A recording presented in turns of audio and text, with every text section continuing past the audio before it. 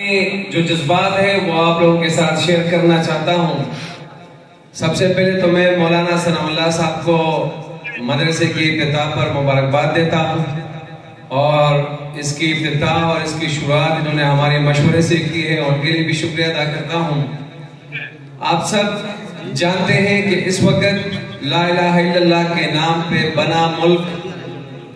جس طرح سیاسی عدم استحکام، بدامنی، بے روزگاری، مہنگائی جیسے بے بہا مشکلات کا شکار ہے، اسی طرح ہزاروں مدارس اور مساجد کے باوجود بھی آج بھی پاکستان کے بہت سارے علاقے ہیں جہاں پر ان کی ضرورت ہے، اور یہ شاید ہم لوگوں کو زیادہ احساس اس لیے نہیں ہوتا چونکہ ہمارا یہ جو بیلٹ ہے پختونخوا، یہاں پہ سب لوگ مذہبی ہے، اور یہاں پہ الحمدللہ مدارس بھی بہت ہے اور علماء کی تعداد بھی بہت ہے، تو اس لیے ہمیں یہاں پر احساس نہیں ہے۔ لیکن جب آپ لاہور جاتے ہیں، پنجاب کے ساؤتھ پنجاب میں جاتے ہیں، اور وہاں پہ 20 25 سال کے لڑکے جب آپ دیکھتے ہیں، ان کو دوائے غنود کا پتہ نہیں ہوتا، تو تب ہمیں یہ احساس ہوتا ہے کہ ایک گھر میں، ایک معاشرے میں عالم کی کتنی اہمیت ہے، اور ایک محلے اور علاقے میں مسجد اور مدرسے کی کتنی اہمیت ہے۔ پھر ہم شکر ادا کرتے ہیں کہ یا اللہ تیرا لاکھ لاکھ شکر ہے کہ ہمیں ایک ایسے معاشرے میں پیدا فرمایا جہاں پہ ہمیں یہ ساری سہولیات میسر دی، اور ہمارے علاقے کے عالم انتہائی محنت کرتے ہیں، فکر کرتے ہیں اور یہ درد رکھتے ہیں۔ اور ہمیں یاد ہے جس طرح پہلے آج سے 20 25 سال پہلے ہمارے گھروں میں والد صاحب یا دادا جو ہوتے تھے، وہ صبح سویرے سب کو اٹھا کے قرآن شریف کی تلاوت ان سے کرواتے تھے، جن کو ترجمہ آتا تھا وہ ترجمہ کرواتے تھے، لیکن وقت کے ساتھ ساتھ، ٹیکنالوجی کے ساتھ اور مصروفیت کے ساتھ وہ جو گھروں کا ہمارا ماحول ہے وہ آہستہ وہاں سے تلاوت کا جو رجحان تھا وہ کم ہو گیا، اور آج تقریباً نہ ہونے کے برابر ہے۔ بہت کم گھر ایسے ہیں جہاں پر آج بھی وہ ماحول ہے۔ دوسرا، آپ لوگ اپنے اپنے گھروں میں دیکھیں، ہمارے گھروں میں قرآن شریف کی تعداد 3-4 ہوتی ہے، اور مرد اور عورتوں کی تعداد 20-25 ہوتی ہے۔ کسی گھر کے بڑے کو یہ احساس نہیں ہے، نہ ہمارے گھر کے بڑے عورتوں کو یہ احساس ہے کہ یہ کیا ماجرا ہے۔ ہم آٹے کی فکر تو کرتے ہیں، راشن کی کرتے ہیں، کپڑوں کی کرتے ہیں، اور بھی بہت ساری فضول چیزوں کا خیال تو رکھتے ہیں کہ مہمان آئیں گے، پردے ٹھیک ہے، سوپے نہیں، یہ وہ، لیکن یہ کسی کو احساس نہیں ہے کہ یہ گھر ہے، مسلمان کا گھر ہے، اور وہاں پہ تعداد انسانوں کی 25 ہے اور قرآن شریف کی تعداد 4 ہے یا 5 ہے۔ یہ بات میری غور سے سنیں، اور وہ 4-5 پہ بھی 1 یا 2 میں تلاوت ہوتی ہے، باقیوں کے اوپر گرد اور غبار اس پہ پڑے رہتے ہیں۔ تو یہ تو ہمیں شکر ادا کرنا چاہیے کہ یہ مدارس اور مساجد ہے، علماء کرام ہے، وہ محنت کرتے ہیں، ان کو فکر ہوتی ہے، ان کی خواہش ہوتی ہے کہ محلے میں تمام بچے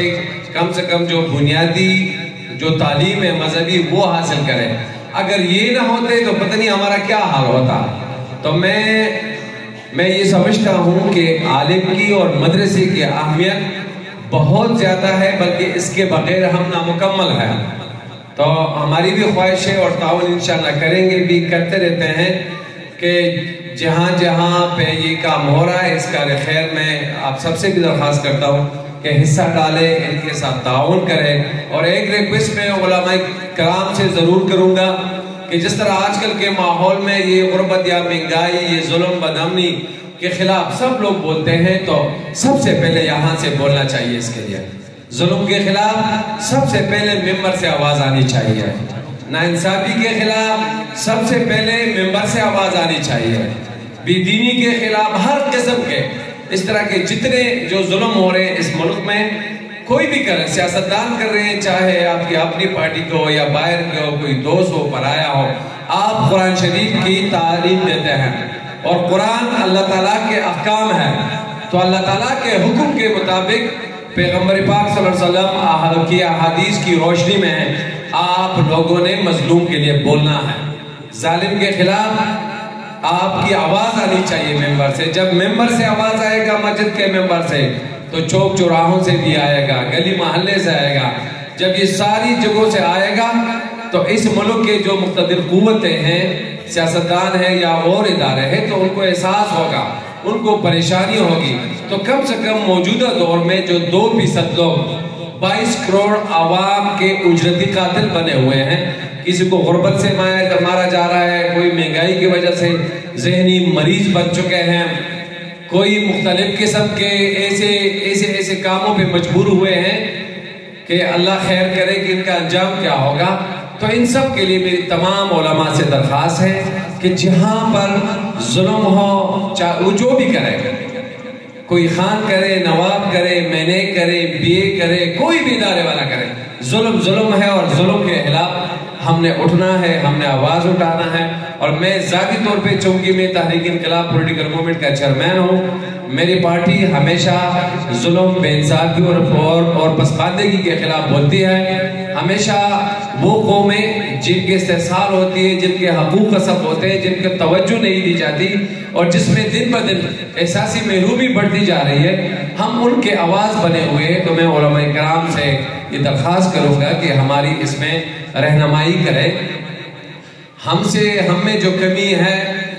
وہ ہمیں بتائے، جو خامیاں ہے وہ ہمیں بتائے، تاکہ ہم صحیح معنوں میں اپنی اسلامی نظریات کے حدود کے اندر اپنی عقیدے کو جان کر، اپنی مذہبی فریضے کو سمجھ کر ہم اس ملک اور قوم اور اسلام کی مدد کریں۔ بہت بہت شکریہ۔